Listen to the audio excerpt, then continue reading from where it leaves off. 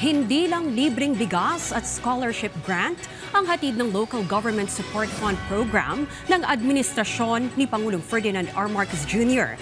Dahil sa probinsya ng Davao del Norte, inaasahang mas magiging maliwanag ang kinabukasan ng ating mga kababayan dahil sa pinondohang renewable energy-based electrification. Silipin yan sa sentro ng balita ni Armando Feniquito ng Radyo Pilipinas, Davao. Laking tipid para kay Ate Lenny ang mga bagong tayong poste ng ilaw dito sa Barangay La Paz, Carmen, Davao del Norte. Dati raw kasi, kailangan pa niya maglagay ng ilaw sa labas ng kanyang tindahan para makapagtinda ng maayos.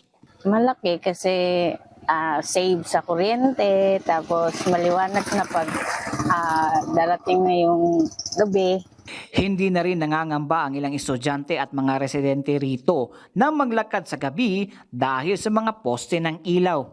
Yung mga mag-aaral na nasa La Paz National High School, gabi na makauwi. So karamihan mga indigent hindi makabayad sa pamasahe sa tricycle. So maglakad sila pauwi. So dakong tulong na hindi na sila madilim na lumalakad. Ang bagong tayong solar lights na yan sa Barangay La Paz ay bahagi ng renewable energy-based electrification ng pamahalaan na nagkakahalaga ng 20 million pesos sa ilalim ng Local Government Support Fund ni Pangulong Ferdinand Marcos Jr. Pero hindi lang yan ay pinagpapasalamat ng bayan ng Carmen. Sa tulong din kasi ng LGSF, naging konkreto ang kalsada rito sa Barangay Ising. Dahil sa proyekto na yan, mabilis ang pagdating ng mga produkto galing dagat papuntang bayan ng Carmen.